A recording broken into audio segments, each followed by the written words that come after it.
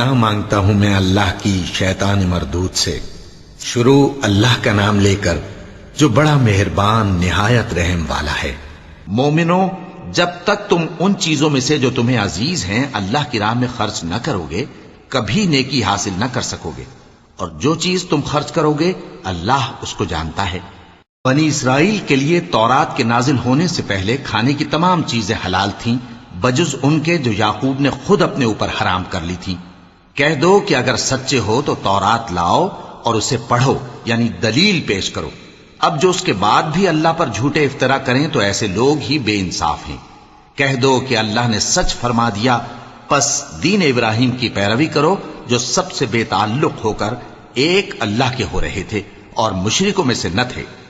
سب سے پہلا گھر جو لوگوں کی عبادت کرنے کے لیے مقرر کیا گیا تھا وہی ہے جو مکے میں ہے، بابرکت اور جہان والوں کے لیے موجب ہدایت۔ اس میں کھلی ہوئی نشانیاں ہیں جن میں سے ایک ابراہیم کے کھڑے ہونے کی جگہ ہے۔ جو شخص اس مبارک گھر میں داخل ہوا اس نے امن پا لیا، اور لوگوں پر اللہ کا حق یعنی فرض ہے کہ جو اس گھر تک جانے کا مقدور رکھے وہ اس کا حج کرے، اور جو اس حکم کی تعمیل نہ کرے گا تو اللہ بھی اہل عالم سے بے نیاز ہے۔ کہو کہ اے اہل کتاب، تم اللہ کی آیتوں سے کیوں کفر کرتے ہو جبکہ اللہ تمہارے سب اعمال سے باخبر ہے؟ کہو کہ اے اہل کتاب، تم مومنوں کو اللہ کے رستے سے کیوں روکتے ہو، اور باوجود کہ تم اس سے واقف ہو اس میں کجی نکالتے ہو، اور اللہ تمہارے کرتوتوں سے بے خبر نہیں؟ مومنو، اگر تم اہل کتاب کے کسی فریق کا کہا مان لو گے تو وہ تمہیں ایمان لانے کے بعد کافر بنا دیں گے، اور تم کیوں کر کفر کرو گے جبکہ تم کو اللہ کی آیتیں پڑھ پڑھ کر سنائی جاتی ہیں اور تم میں اس کے پیغمبر موجود ہیں؟ اور جس نے اللہ کی رسی کو مضبوط پکڑ لیا وہ سیدھے رستے لگ گیا۔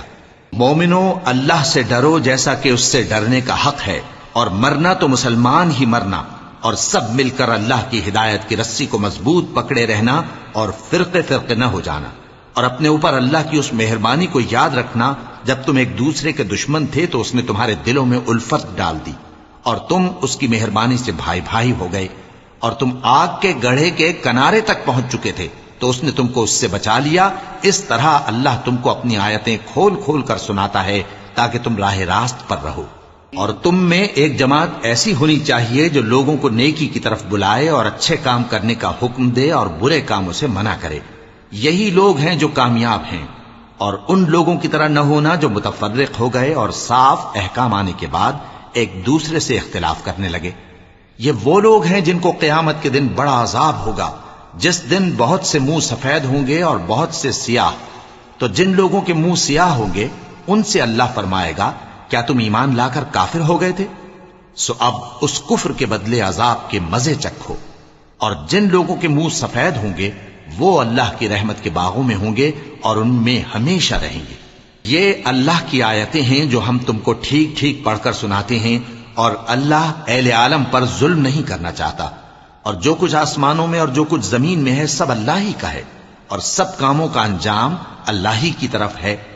مومنو، تم بہترین امت ہو جسے لوگوں کی ہدایت کے لیے میدان میں لایا گیا ہے کہ تم نیک کام کرنے کو کہتے ہو اور برے کاموں سے منع کرتے ہو اور اللہ پر ایمان رکھتے ہو۔ اور اگر اہل کتاب بھی ایمان لے آتے تو ان کے لیے بہت اچھا ہوتا، ان میں ایمان لانے والے بھی ہیں لیکن تھوڑے اور اکثر نافرمان ہیں۔ یہ تمہیں خفیف سی تکلیف کے سوا کچھ نقصان نہیں پہنچا سکیں گے، اور اگر تم سے لڑیں گے تو پیٹ پھیر کر بھاگ جائیں گے، پھر ان کو مدد بھی کہیں سے نہیں ملے گی۔ یہ جہاں نظر آئیں گے تم دیکھو گے کہ ذلت ان سے چمٹ رہی ہے، بجز اس کے کہ یہ اللہ کی پناہ میں یا مسلمان لوگوں کی پناہ میں آ جائیں۔ اور یہ لوگ اللہ کے غضب میں گرفتار ہیں اور ناداری ان سے لپٹ رہی ہے۔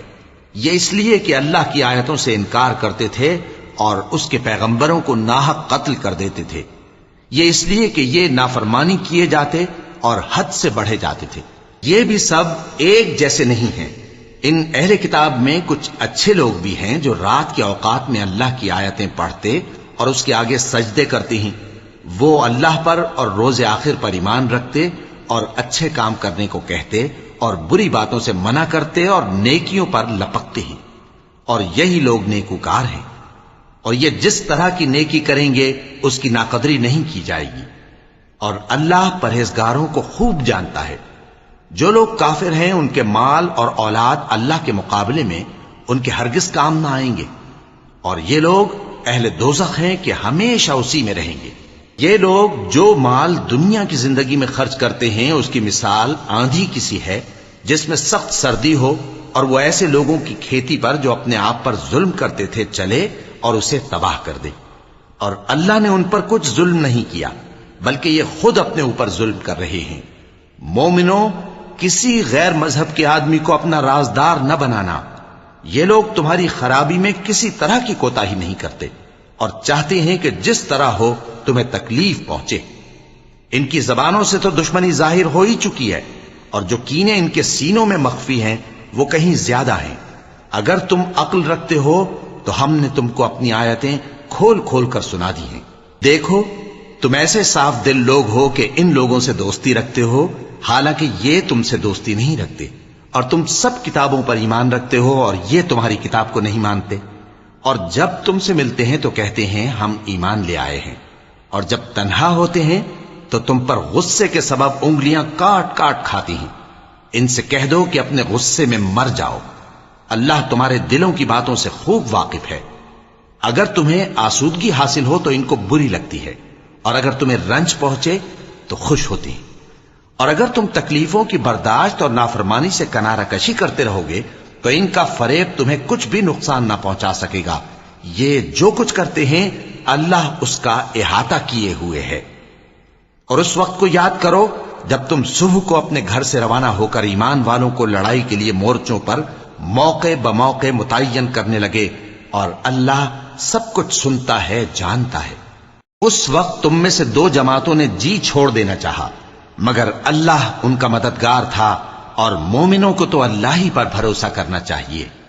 اور اللہ نے جنگ بدر میں بھی تمہاری مدد کی تھی جبکہ اس وقت بھی تم بے سر و سامان تھے۔ بس اللہ کی نافرمانی سے بچو تاکہ شکر گزار بن جاؤ۔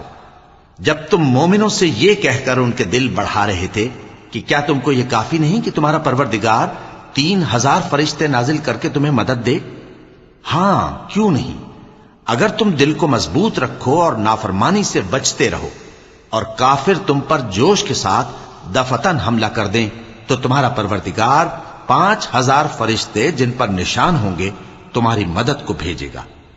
اور اس مدد کو تو اللہ نے تمہارے لیے ذریعہ بشارت بنایا، یعنی اس لیے کہ تمہارے دلوں کو اس سے اطمینان حاصل ہو، ورنہ مدد تو اللہ ہی کی طرف سے ہوتی ہے جو غالب ہے، حکمت والا ہے۔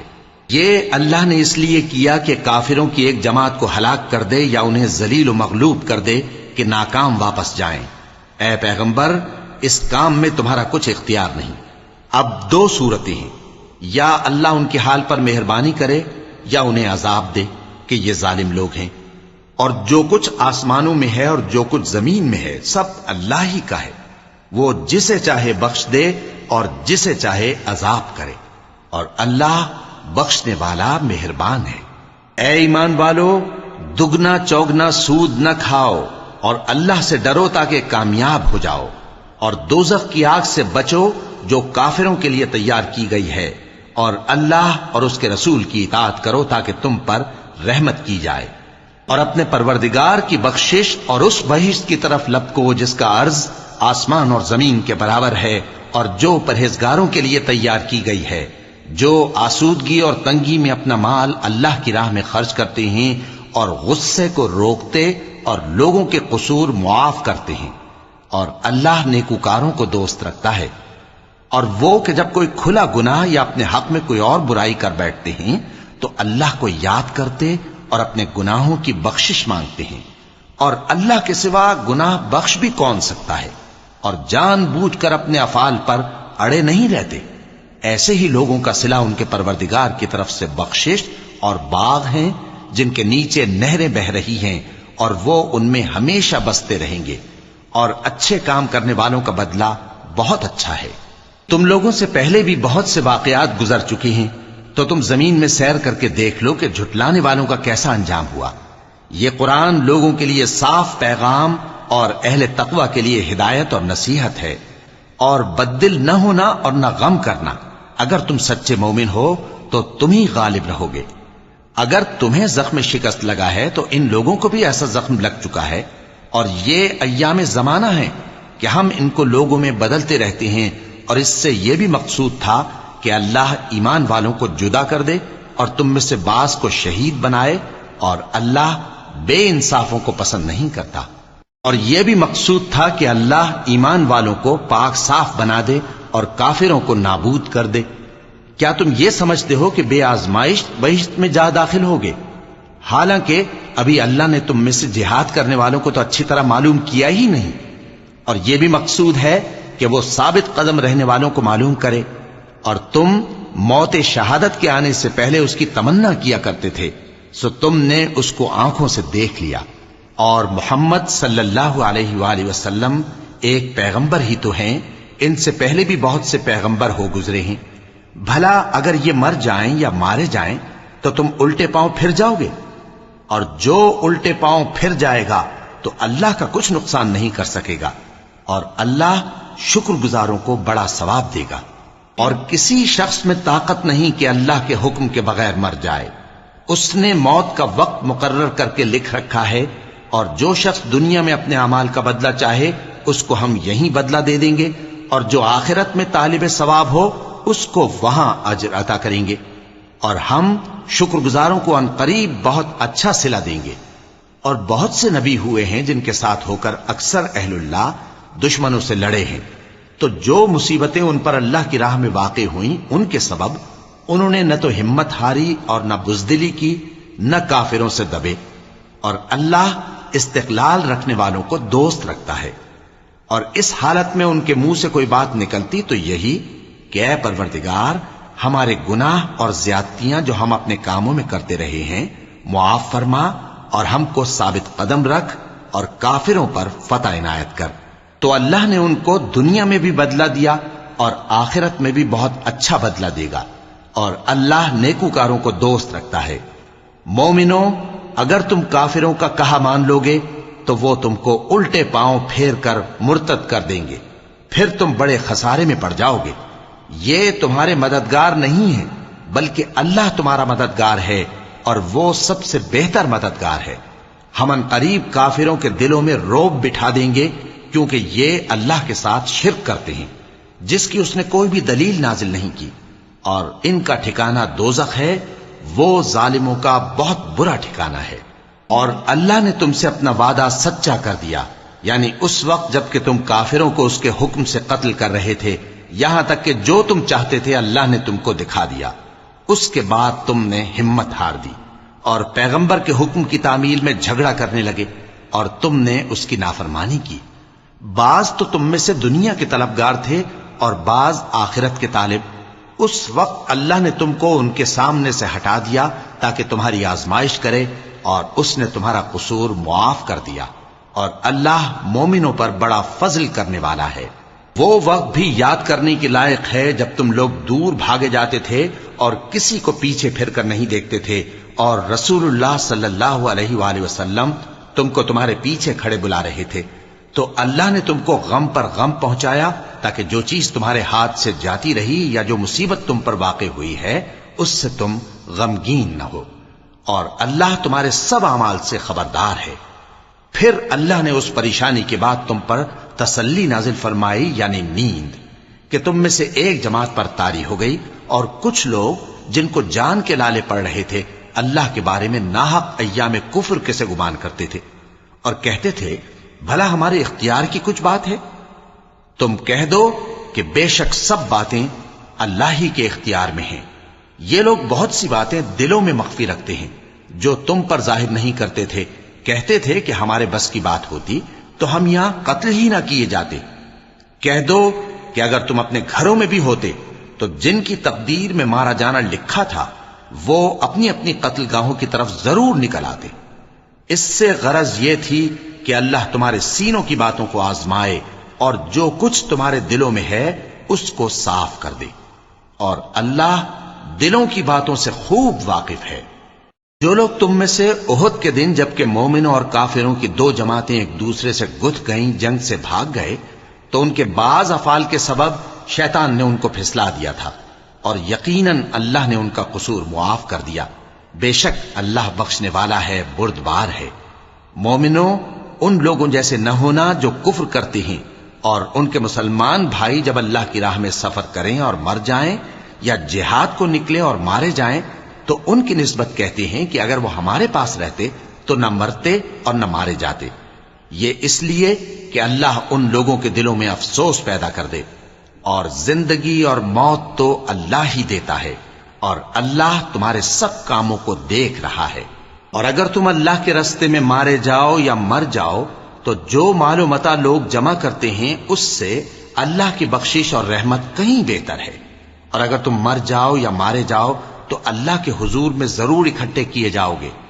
پھر اے نبی، اللہ کی مہربانی سے تم ان لوگوں کے لیے نرم مزاج واقع ہوئے ہو، اور اگر تم بدخو اور سخت دل ہوتے تو یہ تمہارے پاس سے بھاگ کھڑے ہوتے، سو ان کو معاف کر دو اور ان کے لیے اللہ سے مغفرت مانگو، اور اپنے کاموں میں ان سے مشورت لیا کرو، اور جب کسی کام کا پختہ ارادہ کر لو تو اللہ پر بھروسہ رکھو، بے شک اللہ بھروسہ رکھنے والوں کو دوست رکھتا ہے۔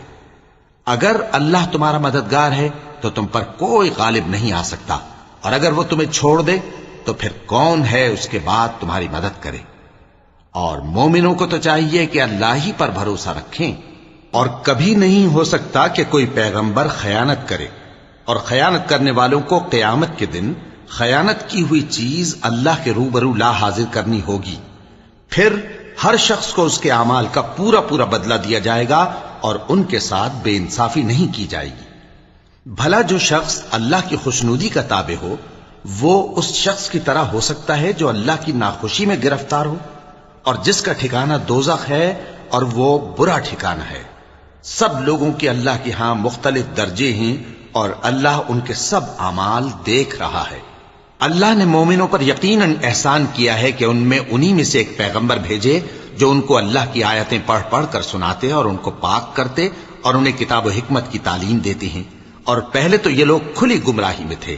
بھلا یہ کیا بات ہے کہ جب احد کے دن کفار کے ہاتھ سے تم پر مصیبت واقع ہوئی، حالانکہ جنگ بدر میں اس سے دگنی مصیبت تمہارے ہاتھ سے ان پر پڑ چکی ہے، تو تم کہنے لگے کہ یہ آفت ہم پر کہاں سے آ پڑی؟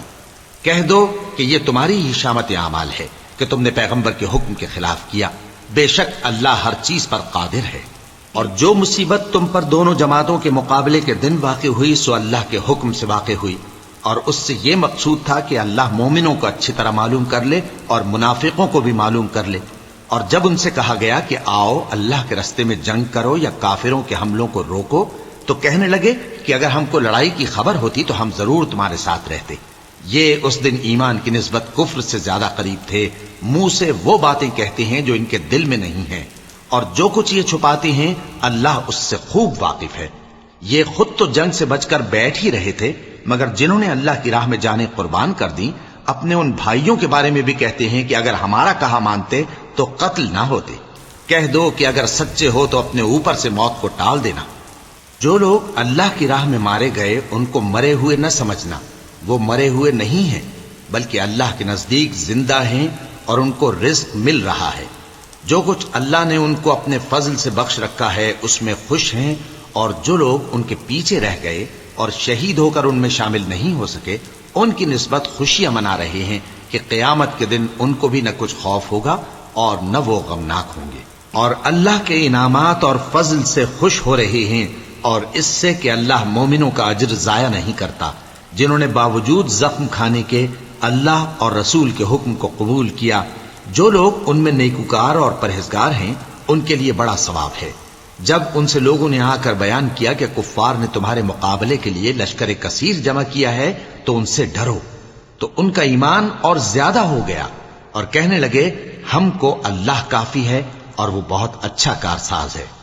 پھر وہ اللہ کی نعمتوں اور اس کے فضل کے ساتھ خوش و خرم واپس آئے، ان کو کسی طرح کا ضرر نہ پہنچا، اور وہ اللہ کی خوشنودی کے تابع رہے، اور اللہ بڑے فضل کا مالک ہے۔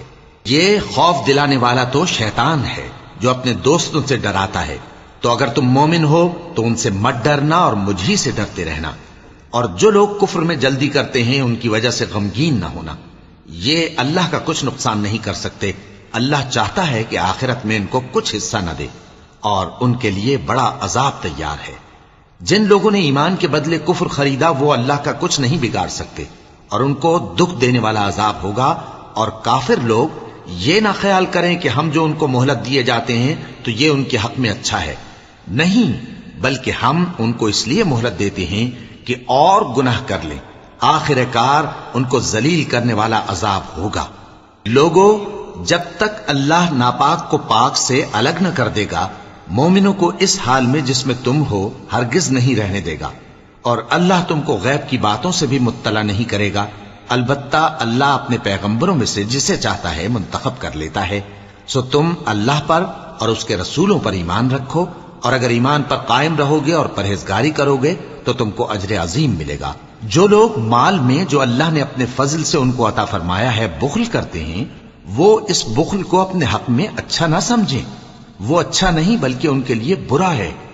وہ جس مال میں بخل کرتے ہیں قیامت کے دن اس کا طوق بنا کر ان کی گردنوں میں ڈالا جائے گا، اور آسمانوں اور زمین کا وارث اللہ ہی ہے، اور جو عمل تم کرتے ہو اللہ کو معلوم ہے۔ اللہ نے ان لوگوں کا قول سن لیا ہے جو کہتے ہیں کہ اللہ فقیر ہے اور ہم مالدار ہیں۔ یہ جو کچھ کہتے ہیں ہم اس کو لکھ لیں گے، اور پیغمبروں کو جو یہ ناحق قتل کرتے رہے ہیں اس کو بھی قلم بند کر رکھیں گے، اور قیامت کے روز کہیں گے کہ سخت جلن والی آگ کے عذاب کے مزے چکھتے رہو۔ یہ ان کاموں کی سزا ہے جو تمہارے ہاتھ آگے بھیجتے رہے ہیں، اور اللہ تو بندوں پر مطلق ظلم نہیں کرتا۔ جو لوگ کہتے ہیں کہ اللہ نے ہمیں حکم بھیجا کہ جب تک کوئی پیغمبر ہمارے پاس ایسی نیاز لے کر نہ آئے جس کو آگ آ کر کھا جائے تب تک ہم اس پر ایمان نہ لائیں گے، اے پیغمبر ان سے کہہ دو کہ مجھ سے پہلے کئی پیغمبر تمہارے پاس کھلی ہوئی نشانیاں لے کر آئے اور وہ معجزہ بھی لائے جو تم کہتے ہو، تو اگر سچے ہو تو تم نے ان کو کیوں قتل کیا؟ پھر اگر یہ لوگ تم کو جھٹلا رہے ہیں تو تم سے پہلے بہت سے پیغمبر کھلی ہوئی نشانیاں اور صحیفے اور روشن کتابیں لے کر آ چکے ہیں کہ ان کو بھی جھٹلایا گیا تھا۔ ہر شخص کو موت کا مزہ چکھنا ہے، اور تم کو قیامت کے دن تمہارے اعمال کا پورا پورا بدلہ دیا جائے گا۔ تو جو شخص دوزخ سے دور رکھا گیا اور بہشت میں داخل کیا گیا وہ مراد کو پہنچ گیا، اور دنیا کی زندگی تو دھوکے کا سامان ہے۔ اے اہل ایمان، تمہارے مال و جان میں تمہاری آزمائش ضرور کی جائے گی، اور تم اہل کتاب سے اور ان لوگوں سے جو مشرک ہیں بہت سی ایذا کی باتیں سنو گے، تو اگر صبر اور پرہیزگاری کرتے رہو گے تو یہ بڑی ہمت کے کام ہے۔ اور جب اللہ نے ان لوگوں سے جن کو کتاب عنایت کی گئی تھی اقرار لیا کہ اس میں جو کچھ لکھا ہے اسے لوگوں سے صاف صاف بیان کرتے رہنا اور اس کی کسی بات کو نہ چھپانا، تو انہوں نے اس کو پس پشت پھینک دیا اور اس کے بدلے تھوڑی سی قیمت حاصل کی۔ یہ جو کچھ حاصل کرتے ہیں برا ہے۔ جو لوگ اپنے کیے ہوئے کاموں سے خوش ہوتے ہیں اور وہ کام جو کرتے نہیں ان کے لیے چاہتے ہیں کہ ان کی تعریف کی جائے، ان کی نسبت خیال نہ کرنا کہ وہ عذاب سے چھٹکارا پائیں گے، اور انہیں درد دینے والا عذاب ہوگا۔ اور آسمانوں اور زمین کی بادشاہی اللہ ہی کو ہے، اور اللہ ہر چیز پر قادر ہے۔ بے شک آسمانوں اور زمین کی پیدائش اور رات اور دن کے بدل بدل کر آنے جانے میں عقل والوں کے لیے نشانیاں ہیں، جو کھڑے اور بیٹھے اور لیٹے ہر حال میں اللہ کو یاد کرتے اور آسمان اور زمین کی پیدائش میں غور کرتے اور کہتے ہیں کہ اے پروردگار، تو نے اس کائنات کو بے فائدہ نہیں پیدا کیا، تو پاک ہے، تو قیامت کے دن ہمیں دوزخ کے عذاب سے بچائیو۔ اے پروردگار، جس کو تو نے دوزخ میں ڈالا اسے رسوا کیا، اور ظالموں کا کوئی مددگار نہیں ہوگا۔ اے پروردگار، ہم نے ایک پکارنے والے کو سنا کہ ایمان کے لیے پکار رہا تھا کہ اپنے پروردگار پر ایمان لاؤ، تو ہم ایمان لے آئے۔ سو اے پروردگار، ہمارے گناہ معاف فرما اور ہماری برائیوں کو ہم سے دور کر دے، اور ہم کو دنیا سے نیک بندوں کے ساتھ اٹھائیو۔ اے پروردگار، تو نے جن جن چیزوں کے ہم سے اپنے پیغمبروں کے واسطے سے وعدے کیے ہیں وہ ہمیں عطا فرما، اور قیامت کے دن ہمیں رسوا نہ کیجیو۔ کچھ شک نہیں کہ تو خلاف وعدہ نہیں کرے گا۔ تو ان کے پروردگار نے ان کی دعا قبول کر لی اور فرمایا کہ میں کسی عمل کرنے والے کے عمل کو مرد ہو یا عورت ضائع نہیں کرتا۔ تم ایک دوسرے کے ہم جنس ہو، تو جو لوگ میرے لیے وطن چھوڑ گئے اور اپنے گھروں سے نکالے گئے اور ستائے گئے اور لڑے اور قتل کیے گئے، میں ان کے گناہ دور کر دوں گا اور ان کو بہشتوں میں داخل کروں گا جن کے نیچے نہریں بہ رہی ہیں، یہ اللہ کے ہاں سے بدلہ ہے اور اللہ کے ہاں اچھا بدلہ ہے۔ اے پیغمبر، کافروں کا شہروں میں ٹھاٹھ سے گھومنا تمہیں دھوکہ نہ دے، یہ دنیا کا تھوڑا سا فائدہ ہے، پھر آخرت میں تو ان کا ٹھکانہ دوزخ ہے اور وہ بری جگہ ہے۔ لیکن جو لوگ اپنے پروردگار سے ڈرتے رہے ان کے لیے باغ ہیں جن کے نیچے نہریں بہہ رہی ہیں اور وہ ان میں ہمیشہ رہیں گے۔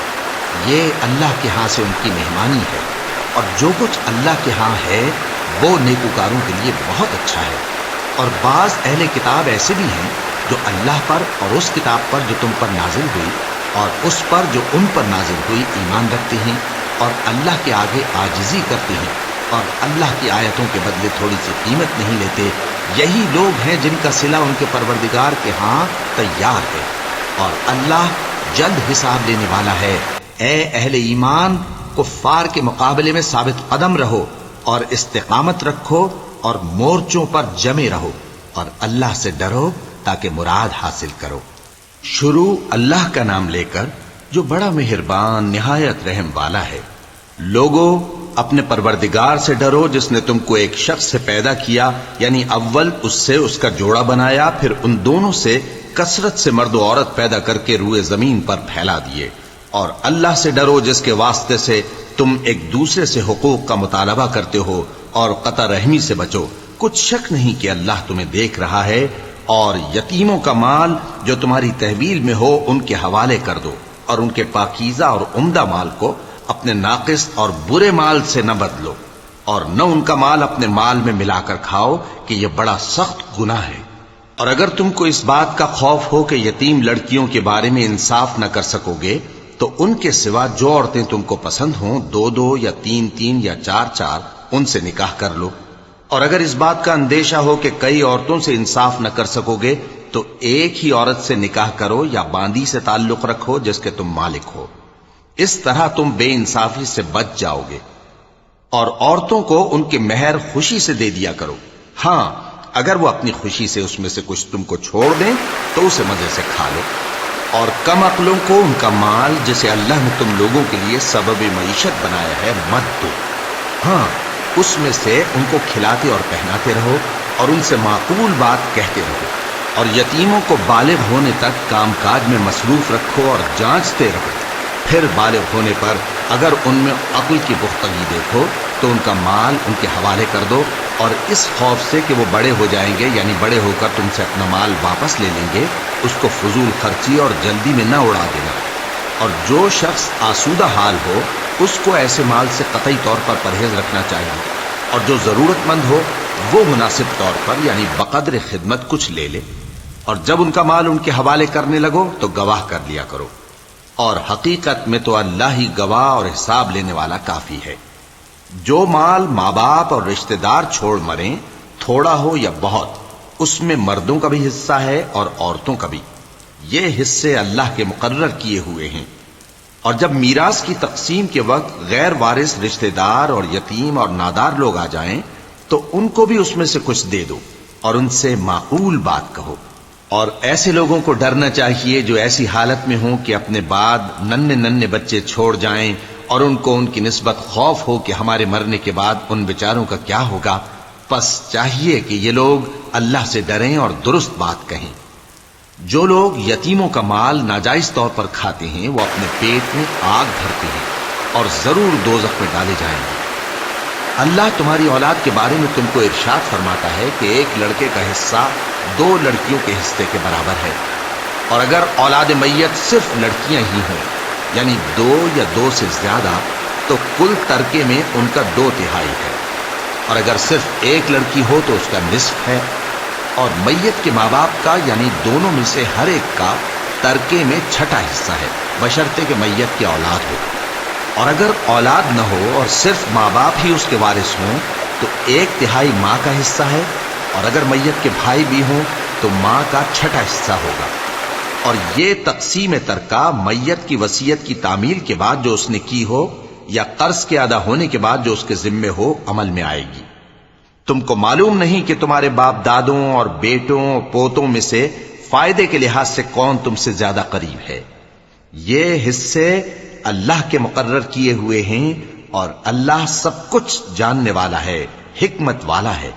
اور جو مال تمہاری بیویاں چھوڑ مریں، اگر ان کی اولاد نہ ہو تو اس میں سے نصف تمہارا ہے، پھر اگر ان کی اولاد ہو تو ترکے میں تمہارا حصہ چوتھائی ہے، لیکن یہ تقسیم وصیت کی تعمیل کے بعد جو انہوں نے کی ہو یا قرض کے ادا ہونے کے بعد جو ان کے ذمے ہو کی جائے گی۔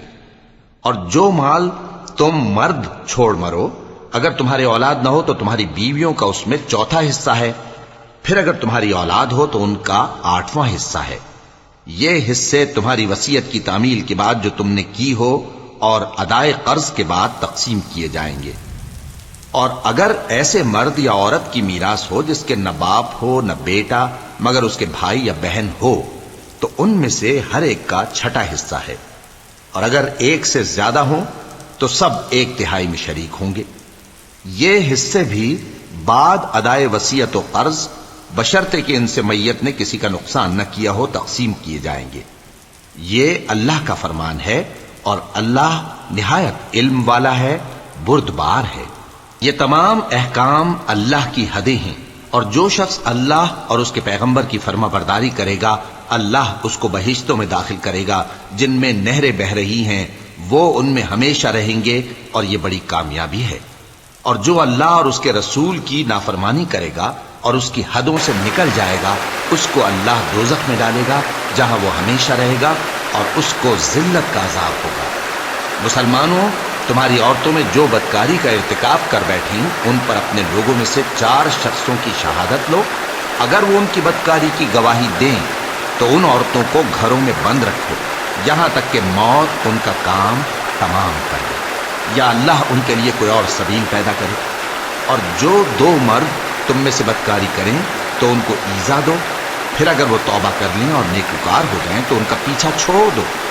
بے شک اللہ توبہ قبول کرنے والا ہے، مہربان ہے۔ اللہ انہی لوگوں کی توبہ قبول فرماتا ہے جو نادانی سے بری حرکت کر بیٹھتے ہیں پھر جلد توبہ کر لیتی ہیں، پس ایسے لوگوں پر اللہ توجہ کرتا ہے اور وہ سب کچھ جاننے والا ہے، حکمت والا ہے۔ اور ایسے لوگوں کی توبہ قبول نہیں ہوتی جو ساری عمر برے کام کرتے رہیں یہاں تک کہ جب ان میں سے کسی کی موت آ موجود ہو تو اس وقت کہنے لگے کہ اب میں توبہ کرتا ہوں۔ اور نہ ان کی توبہ قبول ہوتی ہے جو کفر کی حالت میں مریں۔ ایسے لوگوں کے لیے ہم نے دردناک عذاب تیار کر رکھا ہے۔